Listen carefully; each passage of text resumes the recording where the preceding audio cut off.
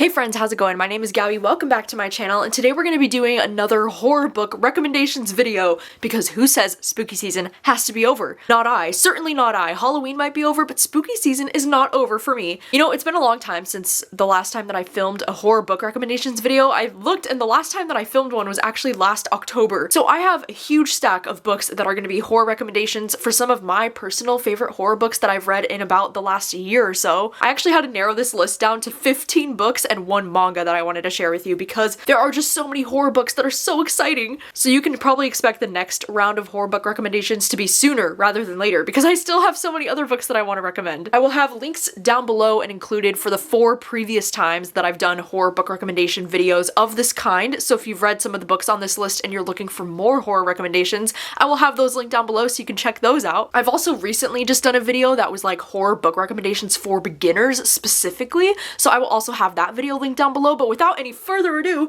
let's jump into the horror book recommendations. So the first one that I wanted to talk about is going to be the manga that I want to talk to you about because it's called PTSD Radio. This is volume 1. I think there's 3 volumes that are currently out right now, but volume 1 is the only one that I've read so far. And I just had to mention this in a horror book recommendations video because I think this book is so scary. If you've been interested in maybe checking out some manga, but you don't know where to start and you're like a horror girly, like if you're somebody that enjoys horror, then I highly recommend reading PTSD Radio because holy shit, this was so scary. This was the only manga that I've personally ever read that had me like not able to sleep that night because of how creepy it was. It's kind of hard for me to even describe like what about this manga was so creepy, but you know what's even more creepy is that apparently the author, like the creator of this manga series, he had to stop writing the books because he was paranoid that what he was writing about was starting to happen to him in real life. Like what the heck? That is the creepiest thing that I've ever freaking heard. There's a lot of visuals that have really stuck with me. You know, you can imagine like people's faces kind of like being distorted and like weird is definitely a lot of the visuals happening here. There's also a lot of scenes that will probably make you want to like chop all your hair off because there's a lot of scenes where you just imagine like something behind you just reaching out and grabbing your hair and just like yanking you back. Like, ugh, it's just so creepy. Alright, so the first horror book that I have on this list to recommend you is Penpal, and I won't spend too much time on this because I know that I've pitched Penpal so many times to you recently, but I realized that I never actually got the chance to include it in a recommendation video like this yet because I read this last October, and Penpal is such a creepy horror novel. I feel like this one is definitely more of like a subtle kind of like slow burn. It kind of like gets into your head. And in this story, it's broken down into only like I think 6 chapters or maybe 7 chapters. And each chapter is this character reflecting on different memory from his childhood and kind of thinking about how things look kind of weird now looking back as an adult. Like there was something off. This one has major, like there's somebody watching you and kind of like observing your life in a really creepy way kind of vibes. There's just so many scenes in this book that I still remember that stand out to me as being so genuinely creepy. Like this is actually the kind of shit that I really look for in horror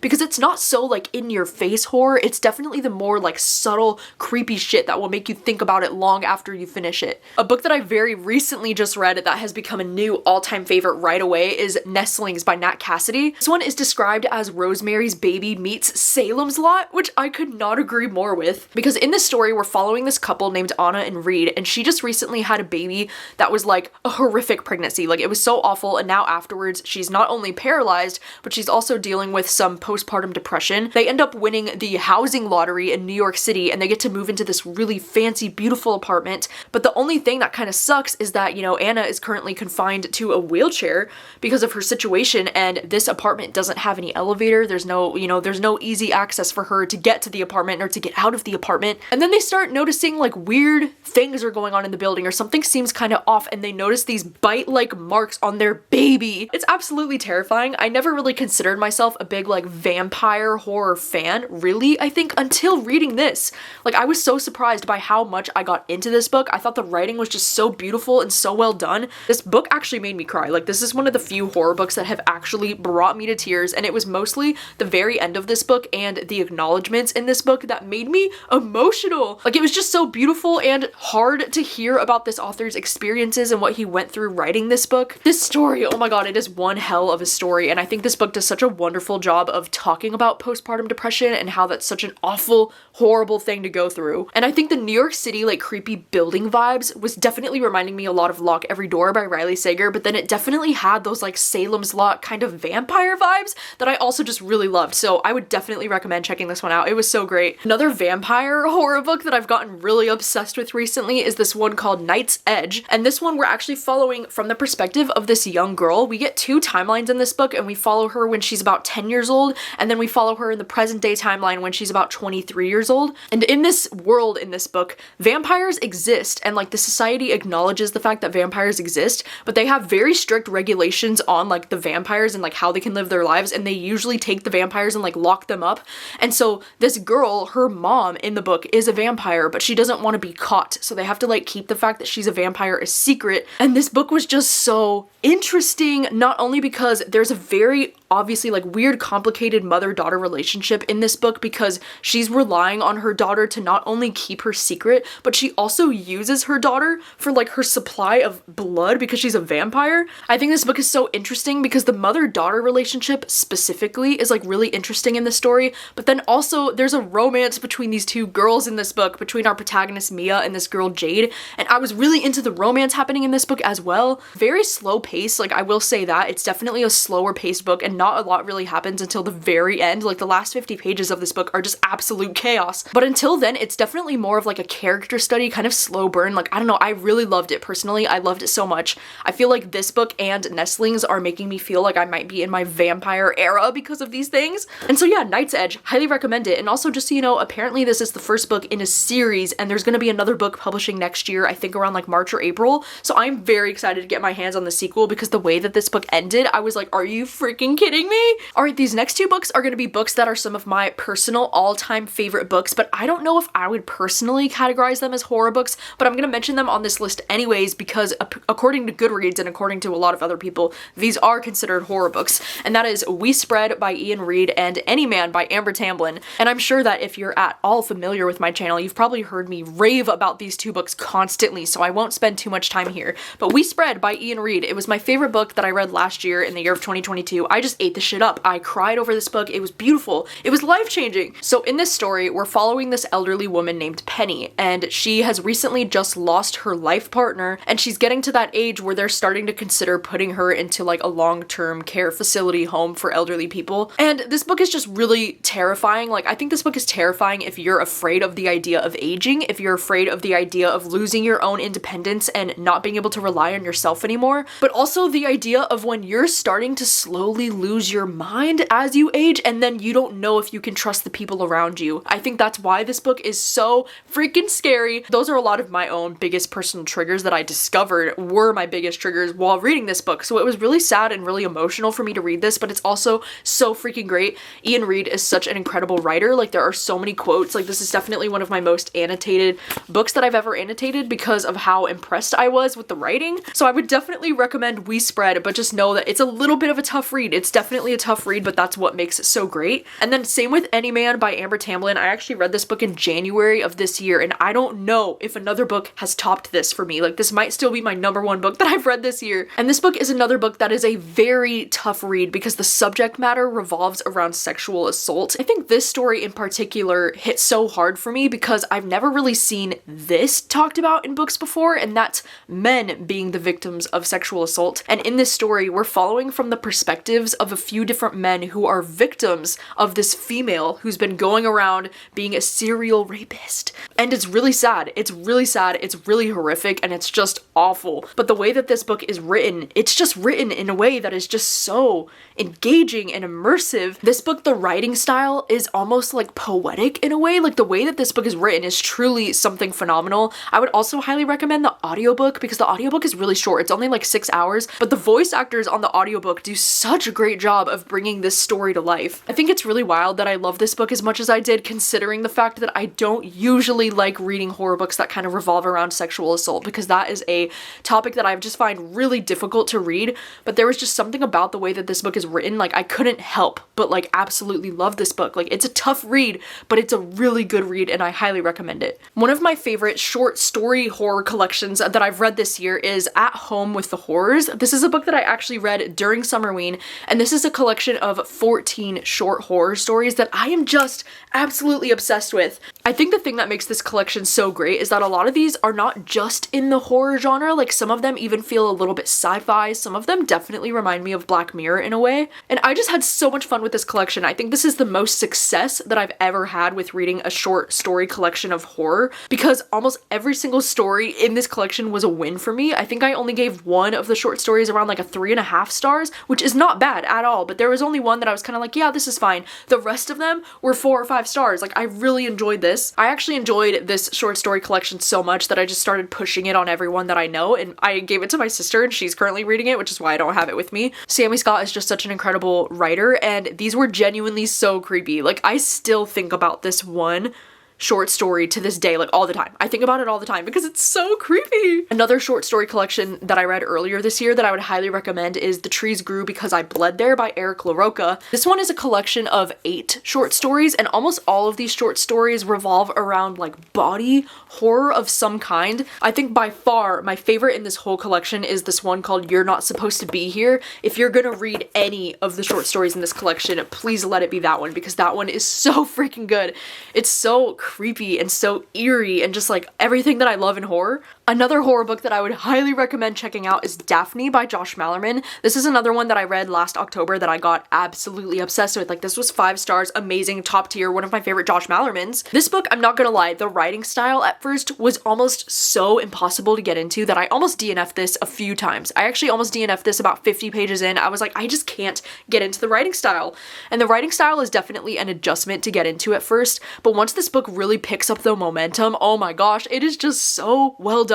And in this story, we're following this young girl who is in high school and she's on this girls' basketball team, and there's this legend, there's this myth about this person named Daphne, like this student who used to go to the school. She was bullied by the kids at school and now she haunts the school, and she's this like 7-foot tall creature called Daphne that has like her hair is like over her face and she has like long greasy fingernails. Like I don't know, dude, it's so, the visuals so creepy. It's just a lot of history about this girl named Daphne because apparently she was murdered, and there's like a lot of suspicious things that happened around the time of her death. And then our protagonist Kit, some of her teammates go missing, they vanish, creepy things start happening all around, and this book is just so well written. It's so well done. This book is definitely a slow burn, and the creepy kind of scenes like that are few and far in between, but really just getting inside of this character's head was really interesting to me. I just think Kit is such an interesting and relatable character. She talks a lot about her anxiety in this book, and anxiety related to like growing up and like figuring out what you want to do with the rest of your life, which is something that I really connected with because I really felt the same way when I was in high school. This is one of those really great kind of like nostalgic kind of like coming of age high school horror kind of books that I love shit like this. I thought it was so well done, and the idea of Daphne was so creepy, so I had a really great time with this book. Another book that I read last October that I want to recommend to you is Just Like Home by Sarah Gailey, and this one was actually a BookTube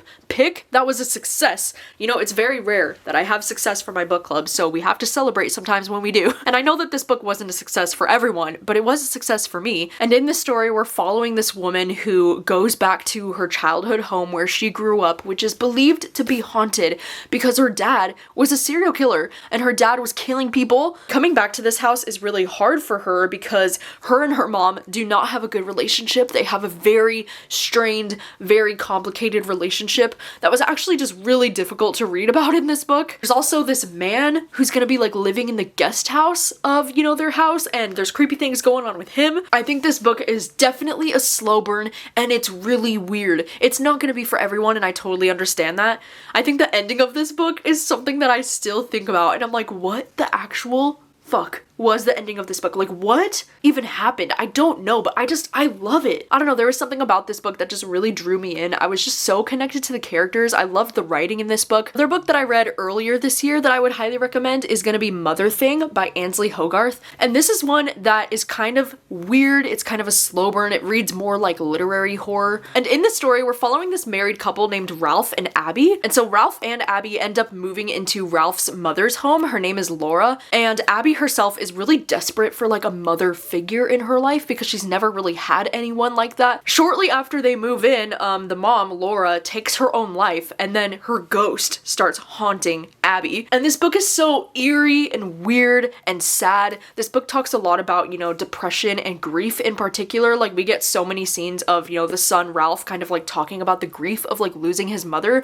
And I think this is one of those books that really touches on the fact that grief is like one of the most sad and tragic things that a person can go through. This is just one of those weird literary horror books that I would highly recommend. It's one of those books that gets weirder the more further that you get into the story, and the ending is just something that has stayed on my mind for like this entire year. I just thought it was great. And then a horror book that I read this summer that I just absolutely loved was Dead 11 by Jimmy Giuliano, and this one is a really fun horror book for the summertime, especially because it has these like island vibes to it. In this story, there's this place called Clifford Island, and it's this really creepy island where everyone has this strange obsession with the year 1994. It's like they just watch clips of things from 1994, they dress like 1994. It's almost like they're stuck in that year or like in some kind of simulation. I don't know. It's really creepy and really weird. We follow this character named Willow, and her son has recently died, and she saw the note Clifford Island that was like left on the floor of his room, and so she decides to go to Clifford Island to try and discover the truth about her son's death.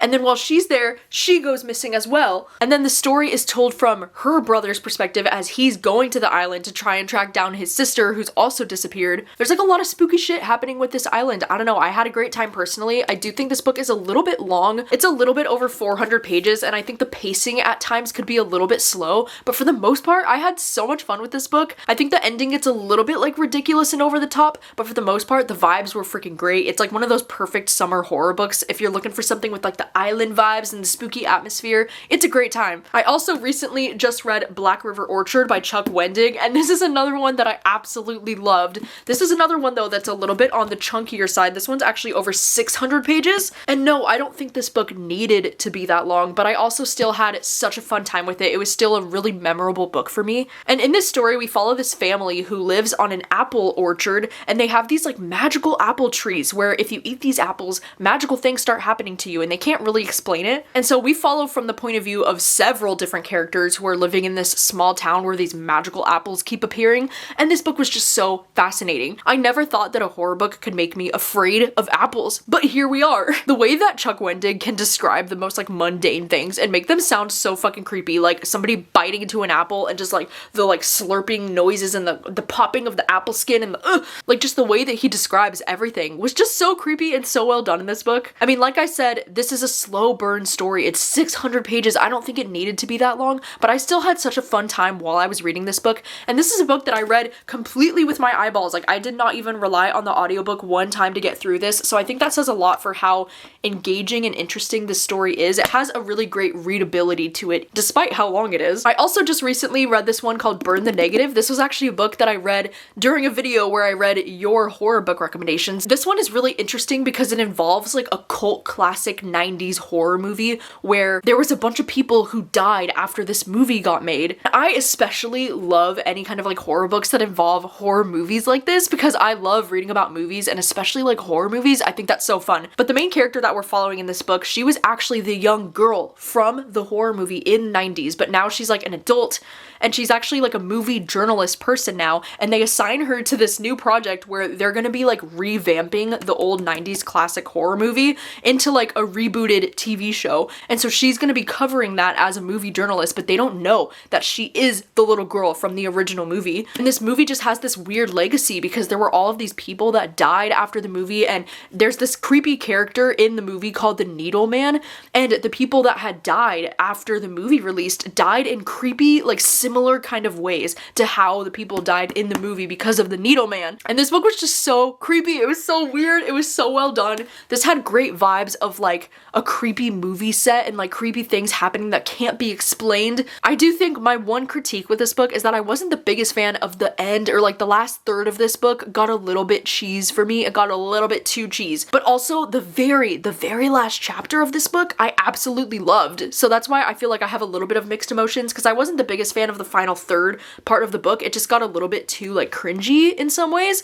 But then the very end of the book was definitely worth it. So that's why I would still highly recommend this one. I think it's such a fun time. Another horror book that I read recently and I absolutely loved was Natural Beauty. And this one is definitely more on the side of like literary horror, like slow burn. Things are taking a long time to get interesting. But holy crap, once this story gets going, oh my gosh. In this story, we follow our protagonist who is a very talented piano player, but she kind of has to give up that dream of music because both of her parents get into this really bad accident and it leaves them completely debilitated and they have to rely on her for help. And so she gets this fancy job in New York City where she's gonna be working at this place where they sell these like remarkable products and they have these procedures and it's all related to beauty. This on the back here says Natural Beauty explores questions of consumerism, self-worth, race, and identity and will leave readers with a shocking and unsettling truth. And that could not be more accurate because the ending of this book is absolutely wild. Like the ending of this book is unhinged in the best way that I love in horror books. This is such a slow burn kind of, it feels more like a literary horror kind of like character study book for the most part,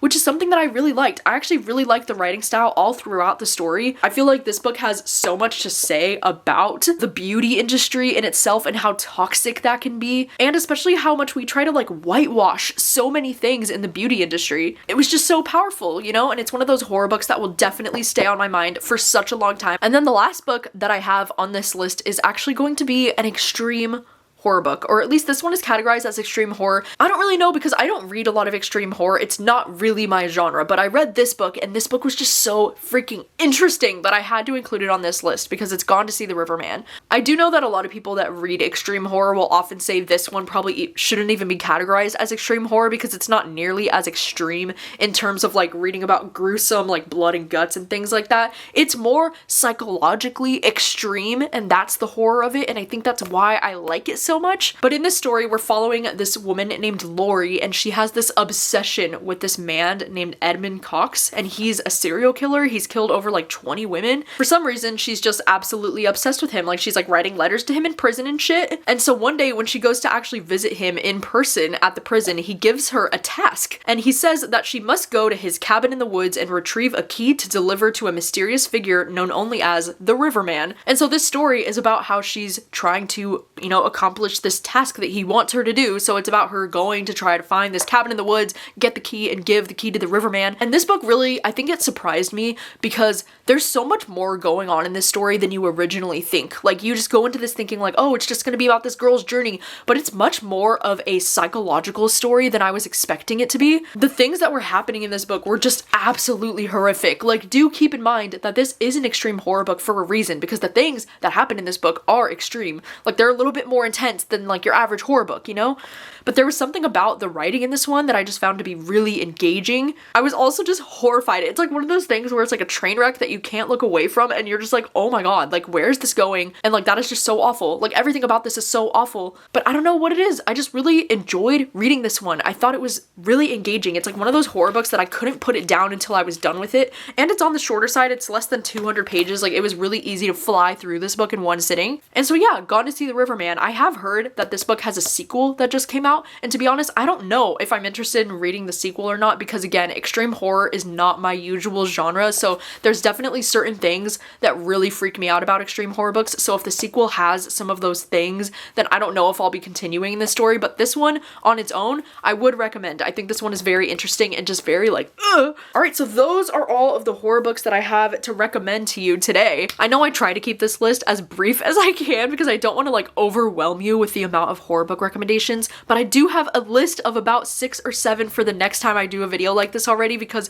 there have been so many amazing horror books that I've been reading recently. But let me know your thoughts on these if you've read any of these horror books. I would love to know what you think of them and which books you would recommend for me based off of this list. And once again, as I mentioned, I've done a video like this 4 times before, so if you're looking for some more horror book recommendations and you've liked some of the ones in this video and you want some more, then I will have those linked down below so you can go and check it out. And thank you so much for watching as always, and I will see you very soon with another video. Bye!